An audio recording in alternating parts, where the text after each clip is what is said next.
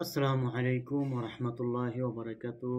কে কোথায় থেকে আমার ভিডিওটা ক্লিক করছেন? আশা করি সবাই আমার ভিডিওটা সম্পূর্ণ দেখবেন ও একটা কমেন্ট করবেন ও আমার চ্যানেলটাকে আপনারা সাবস্ক্রাইব করবেন। সাবস্ক্রাইব করলে কি লাভ? যেমন আমি মানবতা কল্যাণের জন্য কাজ করি ও যারা সৌদি আরব নতুন আসবে তাদেরকে আমরা হেল্প করি এবং যারা মানবতার দিন যাপন করতেছে বাংলাদেশি হোক সৌদি আরব হোক তাদেরকে আমরা হেল্প করব। শুধু আমাকে সাবস্ক্রাইব করবেন আর আমার ভিডিওগুলো দেখবেন এবং কমেন্ট করবেন আর শেয়ার করবেন। এখন আজকে হয়েছে আমি আপনাদেরকে একটা ভিডিও দেব, কারণ আমি ফুটবল, ক্রিকেট, মানব মানব কল্যাণে যেটা বলি সবগুলোই ক্যাটাগরি সব, কারণ আমি স্পোর্টকে ভালোবাসি, তো সেজন্য আমি ফুটবল হোক আর ক্রিকেট হোক, আমাদের ক্রিকেট তখন আমাদের ভালো জনপ্রিয়, এই জন্য ক্রিকেট নিয়ে একটু আলোচনা করি। যেহেতু আজকে বাংলাদেশ বনাম হংকং চাইনার খেলা গেছে, বুঝছেন? আজকে এই বিষয় নিয়ে আজকে কথা বলবো, যেহেতু আলহামদুলিল্লাহ আমরা আজকে জিতে গেছি। প্রথমে ধরেন না, বাংলাদেশ টসে জিতে তাদেরকে আমন্ত্রণ করছে ব্যাট করার জন্য। এরকমভাবে সাহসিকতা নেওয়ার জন্য লিটন দাসকে আমি থ্যাংক ইউ জানাই। কারণ বেশিরভাগই আমাদের দেখছি ব্যাটিং করে। কারণ ব্যাট কেন ব্যাটিং করে? কারণ বোলিংয়ের উপরে আস্থা বেশি দেয়। কারণ আমাদের তারা মনে করে যে আমরা টার্গেট যদি বড় টার্গেট দিয়ে আমরা নিতে পারবো, সেজন্য এই যে এরকমভাবে সাহস ছোটো ছোটো টিমের থেকে সাহস গ্রহণ করতে হবে। এটি হচ্ছে আসল কথা, বুঝছেন? সাহস যদি গ্রহণ করে না তাহলে আপনি ভালো কিছু পাইবেন। একদম স্ট্রং থাকতে হবে। হেলার মধ্যে হার জিত আছে। সেজন্য এরকমভাবে ভালো ভালো উদ্যোগ নিতে হবে লিটন দাসকে।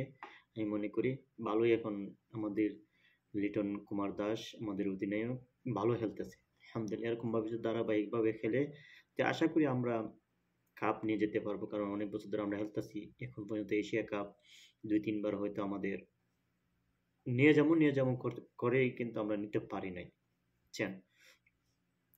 যেমন হংকং টার্গেট দিছে 143, 7 উইকেটে যায় 20 ওভারে শেষ তার।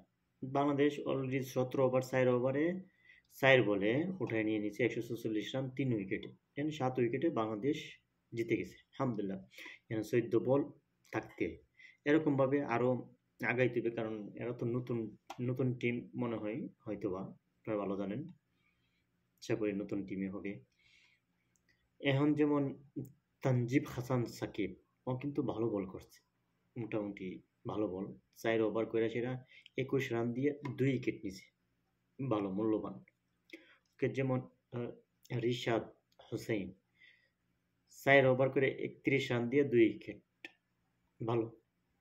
তাসকিন আহমেদ 4 ওভার করে 38 রান দিয়ে 2 উইকেট, কিন্তু এখানে তার উইকেট পাইছে, কিন্তু আমাদের মুস্তাফিজ কিন্তু আমি উইকেট পাইছে না। আমি খুবই দুঃখিত, কারণ আশা করছিলাম যে মুস্তাফিজ উইকেট পাবে, ইনশাল্লাহ পাবে, আশা আছে ইনশাল্লাহ।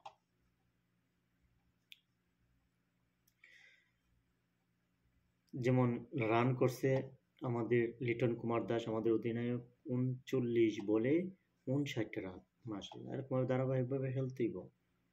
তৌহিদ হৃদয় খুব ভালো, আমার ফেভারিট খেলোয়াড়, এখন ভালো খেলতেছে। 36 বলে 35 করছে, কিন্তু যাক যেটা করছে মানে ভালো করছে, কারণ বলে আর তার রানে সমান সমান হয় না। পারভেজ হোসেন ইমন 14 বলে ইয়া করছে, ইয়ং স্টার। সবাই অনেক ইয়ং, মোটামুটি সবাই ইয়ং। সবাই আমাদের মধ্যে এখন ইয়ং স্টার আছে। আশা করি বাংলাদেশ এশিয়া কাপ নিয়ে যাবে, এরকম তো আশা করা যায় নাকি? এখন টিম থেকে আপনারা কি মনে করেন? আপনাদের কাছ থেকে একটু কমেন্টে জানতে চাই, আমরা কি এশিয়া কাপ নিতে পারবো কি পারবো না, একটু জানাবেন তো প্লিজ দয়া করে। এর মনে হয় এর বেশি তো আর কেউ রান করতে পারে না। এরকমের মধ্যে আমরা জিতে গেছি আলহামদুলিল্লাহ, 7 উইকেট আমরা জিতে গেলাম।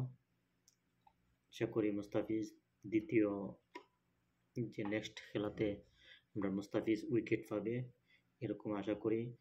আপনারা এরকমভাবে আমাকে সাপোর্ট করবেন। আমি যদি আমার আপডেটগুলো দিই তে আপনারা লাইক কমেন্ট শেয়ার করবেন এবং আমাকে সাবস্ক্রাইব করবেন, যেন আপনাদেরকে লাইভে খেলা দেখতে পারি, বুঝছেন?